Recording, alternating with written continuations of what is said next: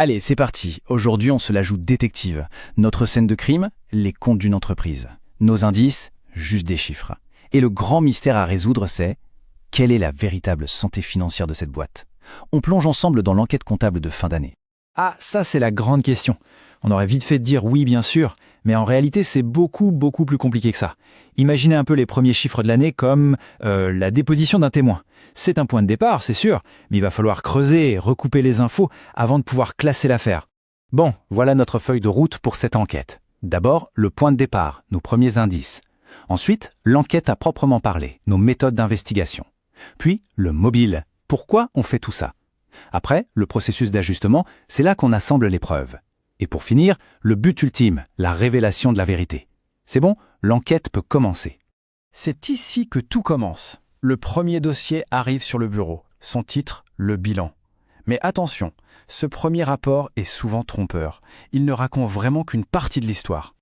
Ok, penchons-nous sur notre première pièce à conviction. La balance avant inventaire. C'est un peu comme une photo instantanée de toutes les opérations de l'année. Le souci, c'est que cette photo est souvent floue, voire trompeuse. Ce qui est écrit dans les livres ne correspond pas forcément à la réalité du terrain à un instant T. Alors, c'est quoi les pistes foireuses les plus courantes? Eh bien, on a nos suspects habituels. Une dépense marketing qui se retrouve classée en frais administratifs, ça c'est une erreur d'imputation. La facture d'un fournisseur qui traîne au fond d'un tiroir, une erreur d'oubli. Un zéro ajouté par accident sur une vente, classique, une erreur de saisie.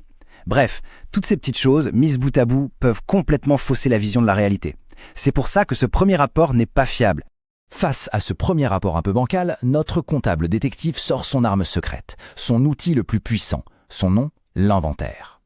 L'inventaire, c'est vraiment le cœur de notre enquête. Et attention, quand on dit inventaire, on ne parle pas juste de compter 3 cartons qui traînent dans un entrepôt. Non, c'est une inspection hyper minutieuse de tout ce que l'entreprise possède, ses actifs, et de tout ce qu'elle doit, ses passifs. On passe absolument tout au peigne fin. En gros, ça se passe en 2 grandes étapes. D'abord, on dénombre. Concrètement, on va compter les stocks, on liste les machines, on vérifie les créances clients, on fait le tour du propriétaire. Ensuite, et ça c'est le moment crucial, on évalue. Une machine achetée 10 000 € il y a 5 ans, elle ne vaut plus du tout 10 000 € aujourd'hui. Il faut déterminer sa valeur réelle, maintenant. C'est là qu'on confronte la théorie des livres comptables à la pure réalité du terrain. Ok, mais on peut se demander pourquoi tout ce travail? C'est quoi le mobile derrière cette grande enquête? Eh bien en fait, il y a 2 raisons principales, et elles sont toutes les 2 super importantes. D'un côté, il y a des raisons internes, ce sont les objectifs comptables. L'entreprise, elle veut savoir si elle a vraiment gagné de l'argent cette année pour prendre de bonnes décisions pour son futur. Elle doit aussi prendre en compte l'usure de son matériel, anticiper des risques. Et de l'autre côté, il y a des raisons externes, les objectifs fiscaux.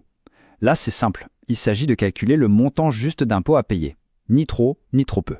Et il ne faut pas se tromper, ce n'est pas juste une recommandation, une bonne habitude à prendre, non, c'est une obligation légale.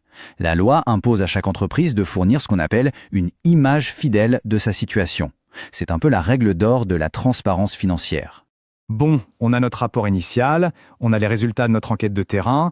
Maintenant, il faut confronter les 2 pour que la vérité éclate. Alors, concrètement, comment on passe du soupçon à la preuve? Tout part de ce premier bilan, le document suspect. Ensuite, l'enquête de terrain, l'inventaire, vient révéler toutes les incohérences. On corrige le tir avec ce qu'on appelle des écritures de régularisation. Et c'est seulement après ces corrections qu'on peut enfin rédiger le rapport final. Des comptes annuels qui sont, cette fois, fiables. Ces fameuses écritures de régularisation, c'est vraiment le moment où tout se joue. C'est là qu'on fait le grand ménage pour que les livres correspondent enfin à la réalité. C'est ici qu'on va enregistrer l'usure du matériel, qu'on met de l'argent de côté pour un risque à venir, ou qu'on ajuste la valeur réelle des stocks. Chaque écriture, c'est une correction qui nous rapproche un peu plus de la vérité. Voilà, on y est. Le dossier est presque refermé, les preuves sont rassemblées, les erreurs ont été corrigées. On touche au but de toute cette enquête, à la révélation de la vérité comptable. Et le voilà, le fameux Graal de notre comptable, l'image fidèle. Ce n'est pas juste un terme technique un peu pompeux, non, c'est une promesse. La promesse que les chiffres qu'on a sous les yeux sont dignes de confiance. Et c'est grâce à tout ce travail d'investigation que, à la fin, les documents sont crédibles. Tout simplement. Le bilan, le compte de résultats, ce ne sont plus des suspects, mais des témoins fiables qui racontent l'histoire vraie de l'entreprise. Les dirigeants, les investisseurs, les banquiers, tout le monde peut maintenant prendre des décisions sur une base saine et solide. L'enquête est terminée, l'affaire est résolue. Et ça nous laisse avec une dernière question, pour aller un peu plus loin. Au fond, au-delà des chiffres, quelle histoire une image fidèle raconte-t-elle vraiment? Ça raconte une histoire de rigueur, c'est certain. Mais est-ce que ça ne raconte pas aussi quelque chose sur la culture de l'entreprise, sur son éthique,